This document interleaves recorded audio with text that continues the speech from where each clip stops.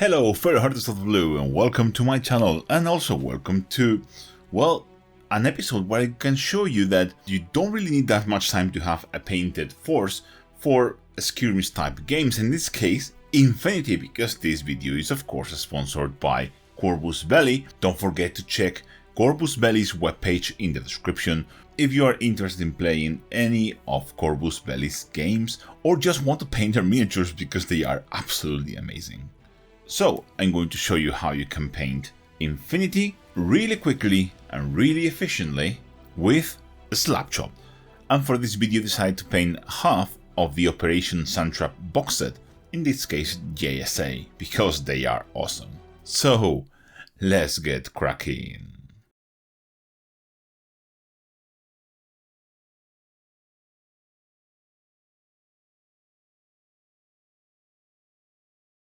We have our warband here, completely Zehnithal. This was done just using black spray and a Zehnithal using my airbrush with white. I will show you a short clip of how I did it on camera now using this, the sassiest guy ever. And just a little quick note, you don't need an airbrush. An airbrush is an optional tool. You can do this with a rattle can. Obviously it's not going to be as fine or look as precise, but it's going to look good enough. Just black and white, that's all you need. And now we can start our first step, which will be to gain back some of the definition and some of the recess shading we've lost with the spray. So as I was saying, we have our Zehnithal models here.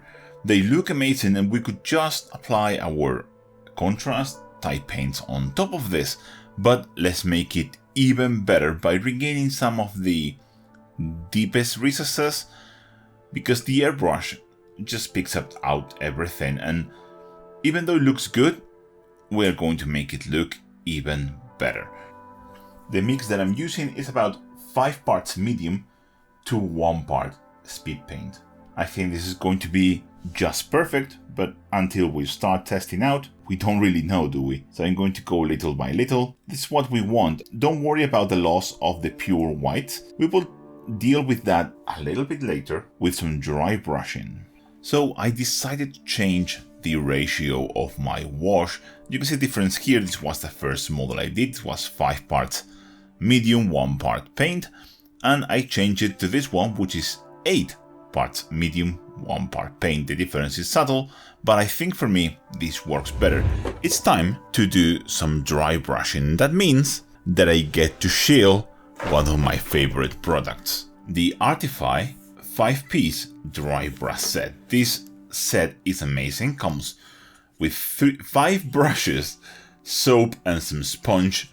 I mean, for a third of the price of Artisopus, is absolutely incredible. The quality is fantastic. And I'm going to take the number 7. That's the one I'm going to use to do all of my dry brushing using just white paint. And it's a simple dry brush. I just want to pick up the raised edges and stuff like that. Very simple, very easy to do. I'm going to do this in this motion, so I only catch the edges that are facing upwards.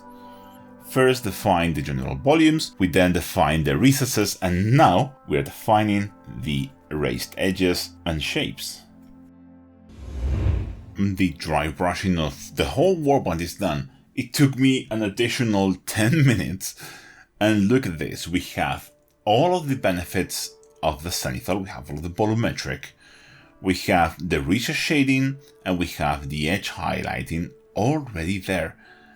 Look at how good it looks, how much contrast it has compared to just the basic Zehnithal. So let's start with the other colors, and I'm going to start with like the metallic color. It's like a cold gray, and for that I'm going to use a 1-to-1 mix of Starship Steel and Black Lotus. Starship Steel will serve as a thinner for the other color. And I'm going to apply this over everything that is like mechanic or stuff like that, like inner parts of the armor, that kind of stuff. Now with those like steel bits done, I want to take care of the white. And for that, I would like to do like a cold white, that's always nice, and it happened to have a starship steel, so I'm just going to use that very thin down, probably one part of this with 4 or 5 parts of express medium.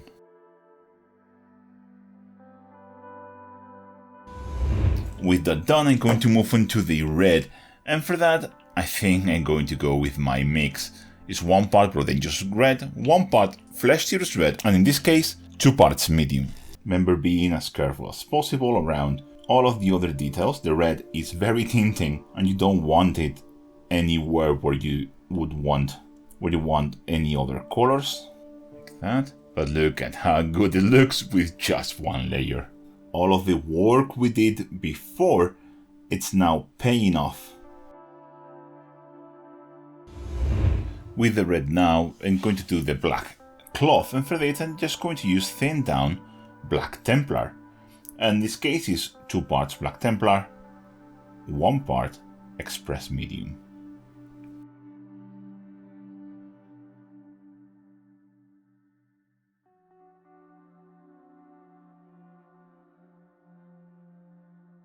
And previously I did this bit here in the steel mix. I don't like that. I'm just going to cover them with this darker mix. There is another shade of black, which is the weapons, and for that I'm going to use a speed paint green black, which is a neutral black, and I'm not going to thin it down because I want this very dark. Any neutral black contrast type paint that you have at hand will do the job. I just want a different shade of black essentially. Oh, I forgot to do all of the backpack using Black Templar as well. These models have hair and I'm going to paint everyone a different shade, but because every single thing here is mostly cold, except for the red, I want to use warmer tones. And for this girl here, for the female troop, I'm going to use the speed paint Mummified Grime, which is a very, very lovely warm grey color, and I think it's going to fit perfect here.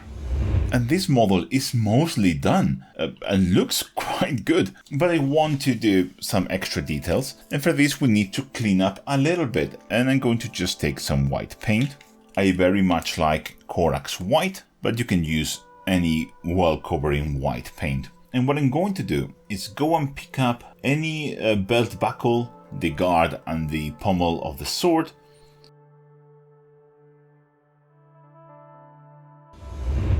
And for all of those details that are, the belt buckle, stuff like that, I'm going to use a mix of 1 part red not yellow and 1 part wasteland brown. I want to make them look like they are gold. Just a small touch, but I think it's worth the little extra time. It adds a little bit of color variation and I think looks amazing. And with that, we have 1 model ready for the table. It's that easy. We just have to do the bases, which I will show you how I do it at the very end of the video. Now it's time to get all of my models to this very same stage, and I will get back to you in a minute. Oh, I almost forgot one more thing I want to do is do those like stripy patterns, stripes that they have on the trousers here, these units. And for that, I'm just going to use Corax White to pick them up. This does take a little bit of time, but I personally think it's worth the effort.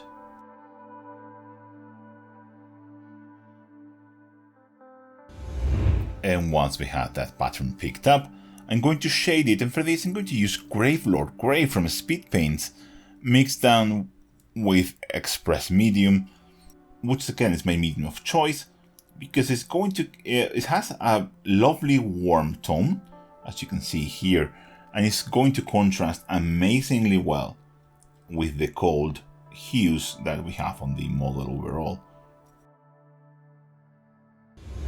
I have all the models with the basic base coats, and I want to spend a little bit more time on the special guys and do some extra work here and there to make them look amazing. So I'm going to go across all of the glowing lights and I'm going to base coat them using Corax White, picking up the light itself and the surrounding details.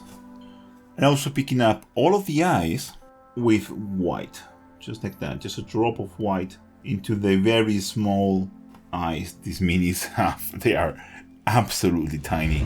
To paint the glowing details and the sword, I'm going to start with striking Scorpion Green, which I'm going to apply to the swords themselves. I like to use green because it really contrasts very well with the red.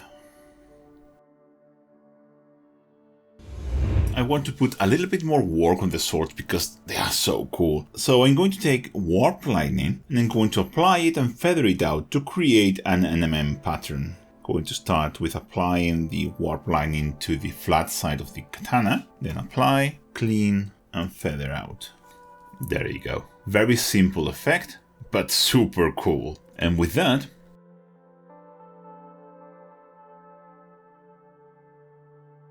the warband is finished and it's just the bases to go. So we have all our warband painted and with the basing paste applied and dry.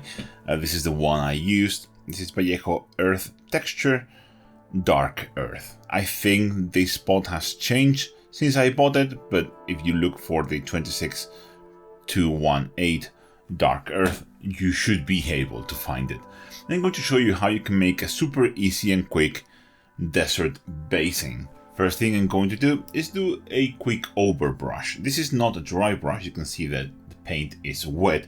I'm just going to lightly rub the brush against the sand texture. The key here is the brush is basically parallel.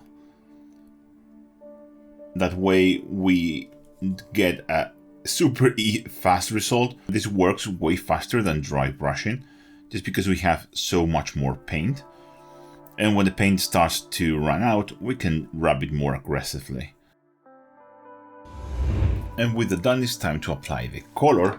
And depending on the kind of desert you want to recreate, you can choose different colors. But because I kind of like this kind of Martian desert, I'm going to use a mix of 2 parts Wasteland Brown and 1 part Express Medium.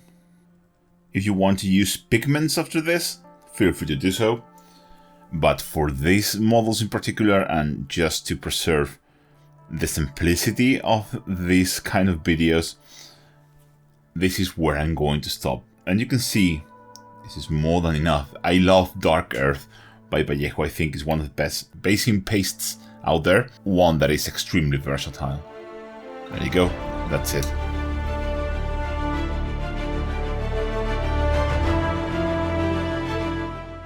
This is the final result. Let's be clear here. Are these models perfect? Obviously not. Are these going to win you any painting competition?